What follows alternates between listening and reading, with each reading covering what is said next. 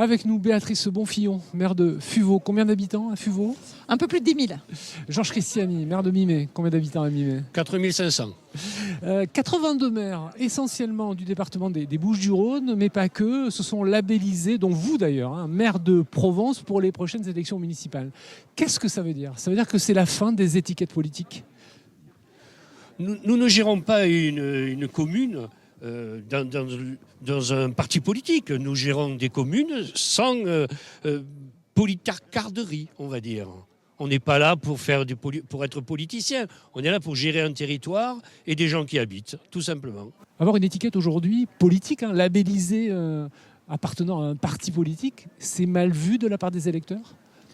Je ne sais pas si c'est mal vu, mais comme le disait M. Cristiani, c'est exactement comme cela que l'on conçoit la gestion de nos communes. C'est de s'occuper de chacun et de chacune dans leur quotidien. Et ça, vous pouvez mettre toute étiquette politique que vous voulez là-dessus. Il n'y aura jamais aucune gestion qui ne remplacera la proximité et la volonté de faire pour tous. Dans les 82 maires labellisés maires de Provence, est-ce qu'il y a le maire de Rognac, récemment élu sous l'étiquette Rassemblement National? Non, il ne nous a pas demandé, non. Est-ce que ce n'est pas aussi une manière de faire concurrence avec une marque qui a été lancée par le Rassemblement National et qui s'appelle La Provence qu'on aime? Cher monsieur, vous faites beaucoup de politique. Ce mouvement maire de Provence a été créé il y a maintenant 6 ans.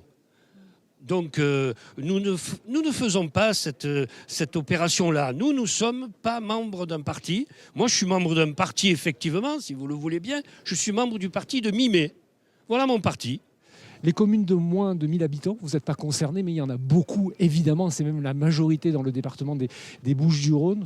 Quasiment 70% de notre territoire vont passer à un scrutin de liste proportionnel, paritaire, comme les autres communes. Est-ce que vous pensez que ça va dans le bon sens? Béatrice Bonfillon. La difficulté pour les maires de ces petites communes, ça va être de rallier une équipe. C'est déjà pas simple. Mais en plus, avec bien moins d'habitants que dans nos communes à nous, il va falloir qu'ils montent une équipe et avoir la parité en plus.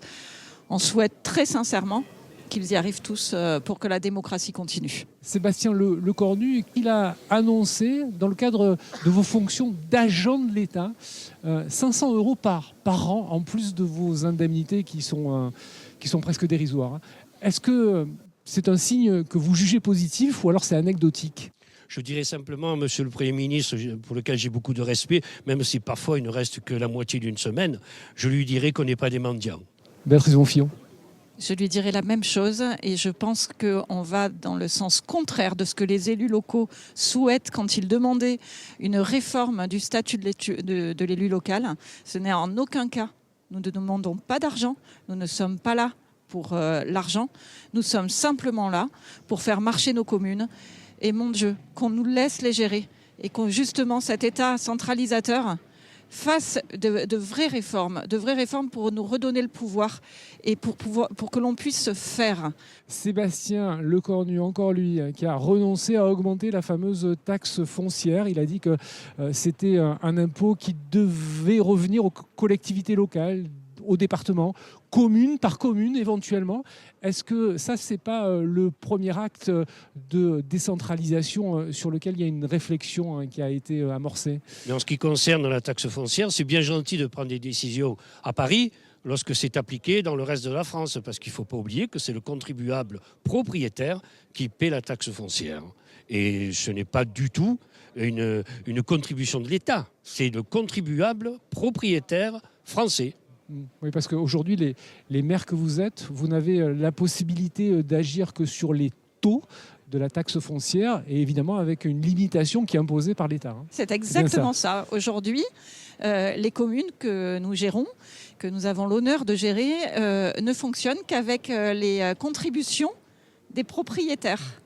Plus aucun locataire ne contribue à la vie de notre cité. Pour que les pouvoirs des maires correspondent à ce que vous avez envie de voir aboutir, il faudrait aller dans quelle direction? La France est beaucoup trop un pays centralisé. On croule sur les normes de Paris et sur les normes de Bruxelles. Donc on est le pays le plus centralisé d'Europe. Et je pense que si, au niveau national, on ne vérifie pas cela et qu'on ne se met pas enfin à penser aux gens qui vivent en France, plutôt que de s'occuper d'autres pays, on va dire, peut-être ça ira beaucoup mieux. Occupez-vous des gens qui vivent en France et des Français avant de vous occuper des autres.